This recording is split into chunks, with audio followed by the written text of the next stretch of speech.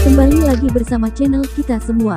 Jika Anda suka, jangan lupa komen, like dan subscribe, serta bila Anda berkenan. Selamat membaca dan mendengarkan. Perintah Kaisar Naga, Bab 3182-3184. Tepat ketika semua orang sedang beristirahat, teriakan datang dari ruang bawah tanah kota Kekaisaran Iblis.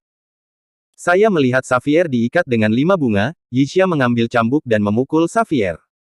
Yixia sudah sangat membenci Xavier, jadi dia memanfaatkan waktu ini untuk membalas dendam. Xavier dipukuli dan diteriaki berulang kali, tetapi di sini, setiap hari tidak boleh dipanggil dan tanah tidak berfungsi. Tolong, jangan memukulku lagi. Xavier memohon pada Yixia. Tapi Yixia sama sekali tidak peduli, dan cambuk di tangannya masih terus ditarik ke bawah. Pada akhirnya, Yixia mengeluarkan belati. Xavier sangat ketakutan saat melihat pemandangan ini. Kamu, apa yang akan kamu lakukan? Aku katakan, jika kamu membunuhku, seluruh kota Kekaisaran Iblismu akan dikuburkan bersamamu. Wajah Xavier penuh ketakutan, dan dia mengancam Yixia dengan keras. Jangan khawatir, aku tidak akan membunuhmu. Membunuhmu akan terlalu mudah bagimu. Wajah Yixia dipenuhi dengan senyuman sinis, yang membuat seluruh tubuh Xavier gemetar. Saya melihat Yixia memegang belati dan perlahan mendekati Xavier. Kemudian dengan cahaya dingin di matanya, dia segera menusukkan belati ke tubuh bagian bawah Xavier. Ah!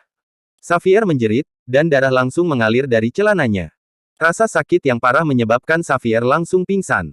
Melihat Xavier pingsan, Yixia pergi dengan perasaan puas.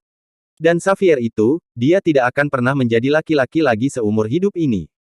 Di kamp tentara kota Raja Mingli. Raja Li masih tidur nyenyak, tapi dia dibangunkan oleh Penatuaki. Ada apa, kenapa kamu berteriak selarut ini? Raja Li berkata dengan ekspresi tidak senang di wajahnya.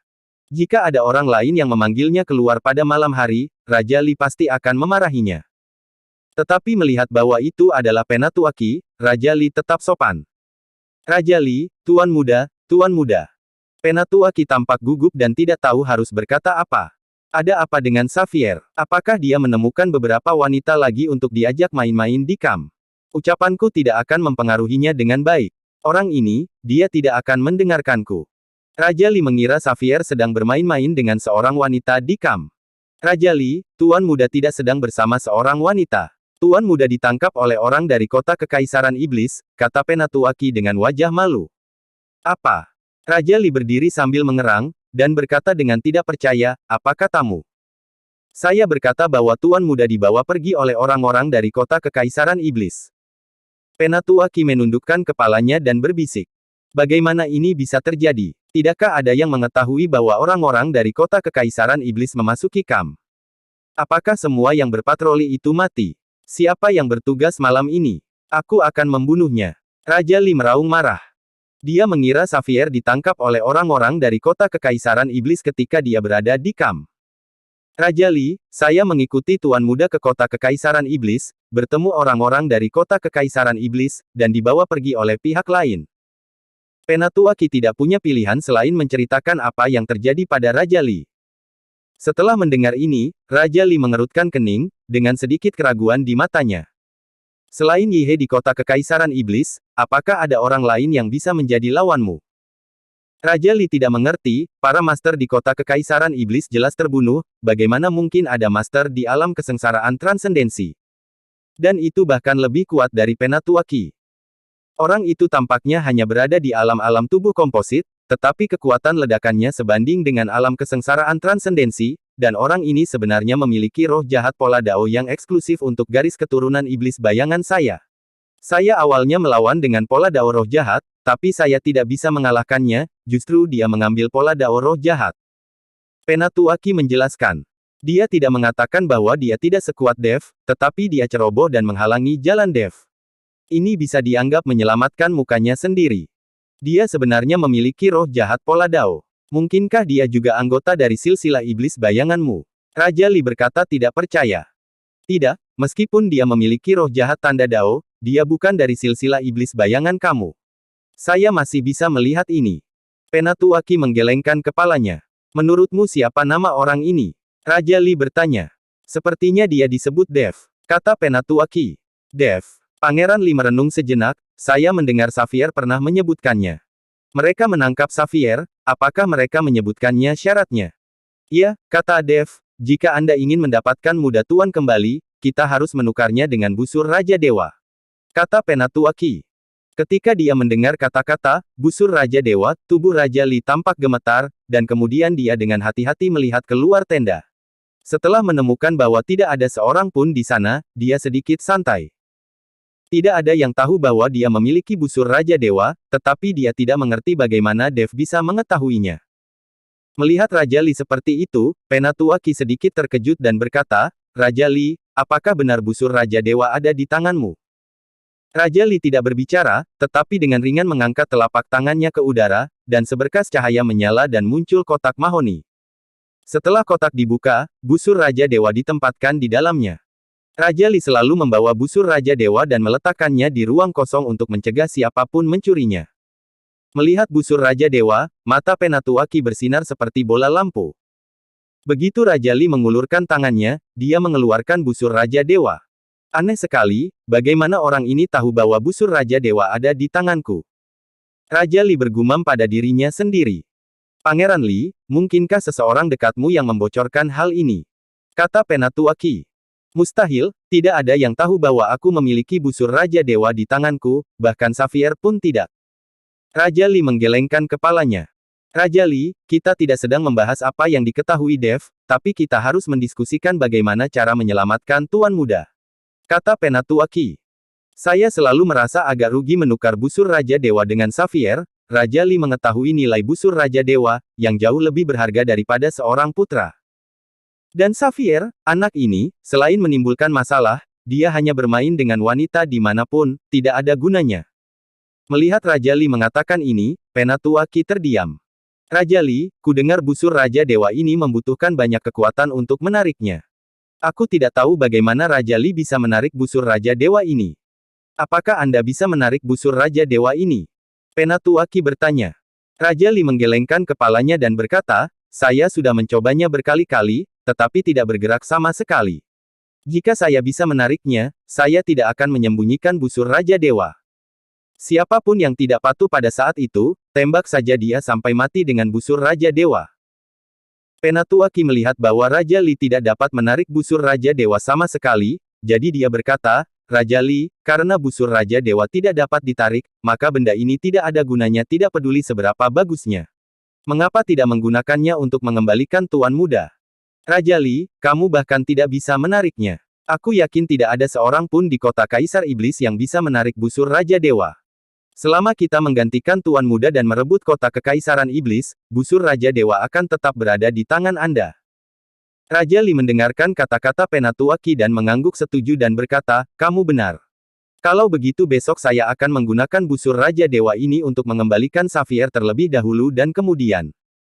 Selama Xavier bisa dikembalikan, kita akan segera melakukannya. Meluncurkan serangan ke kota Kekaisaran Iblis, dan aku akan membunuh semua orang di kota Kekaisaran Iblis. Mata Raja Li penuh dengan niat membunuh. Penatua Qi merasakan niat membunuh itu dan tubuhnya bergetar tanpa sadar. Dia tahu bahwa Raja Li ini kejam, dan karena dia mengucapkan kata-kata seperti itu, dia pasti akan melakukannya. Ketika kota itu dibantai, kota Kekaisaran Iblis akan menjadi gunungan mayat dan lautan darah. Melihat ke ekspresi Penatua Qi, Raja Li tersenyum ringan dan berkata, Penatua Qi, ketika saatnya tiba, saya akan membunuh semua orang di kota Kekaisaran Iblis, sehingga saya dapat membantu Anda berkultivasi. Pada saat itu, jiwa-jiwa mati yang tak terhitung jumlahnya akan dimurnikan olehmu, bukankah kamu bahagia? Senang, sangat bahagia, kata Penatua Qi sambil tersenyum. Dini hari berikutnya. Saat Xavier dibawa keluar dari penjara bawah tanah, dia sangat lemah.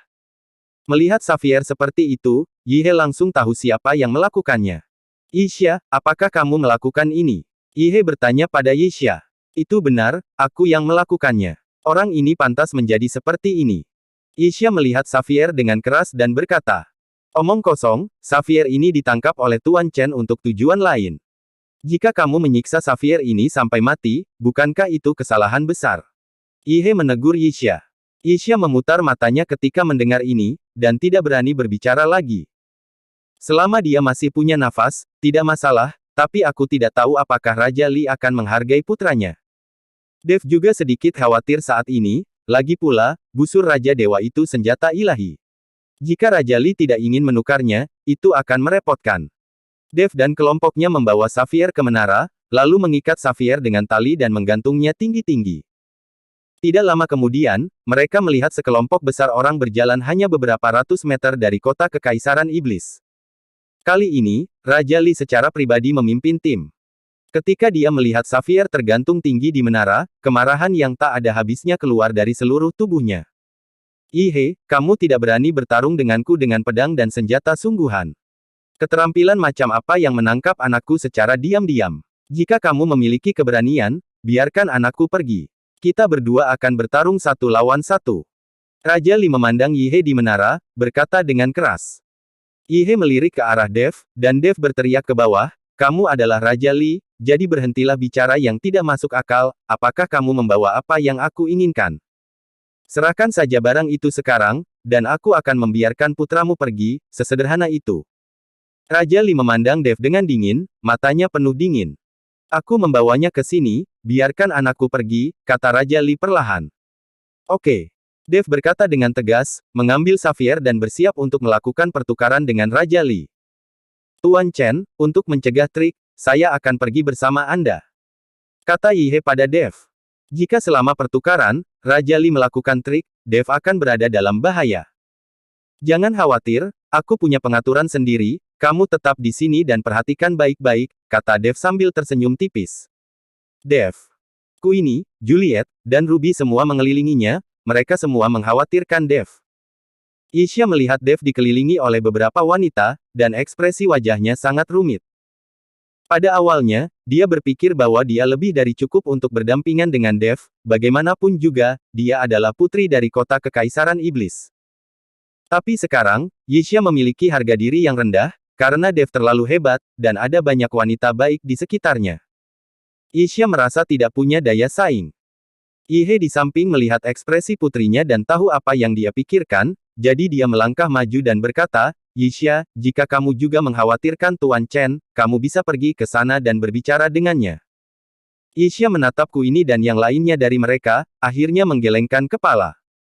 "Dev, bagaimana jika kami pergi bersamamu? Akan terlalu berbahaya jika kamu pergi sendiri," kata Queenie kepada Dev. "Ya, ayo pergi bersama. Meski kekuatan kami tidak kuat, kami tetap bisa membantumu menghindari bahaya," Juliet juga berkata. Di sini, kekuatan Juliet adalah yang paling rendah, tetapi dia sekarang adalah gadis Dev, jadi dia bisa menggunakan hidupnya untuk memblokir bahaya untuk Dev. "Jangan arogan, jika sesuatu terjadi padamu, apa yang harus kami lakukan?" Ruby membujuk Dev. Sepertinya mereka tidak ingin Dev melakukan pertukaran dengan Raja Li itu sendirian.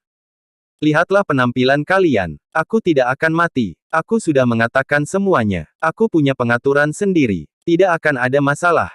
Setelah Dev selesai berbicara, dia melompat turun dari menara bersama Xavier di pelukannya. Bersambung.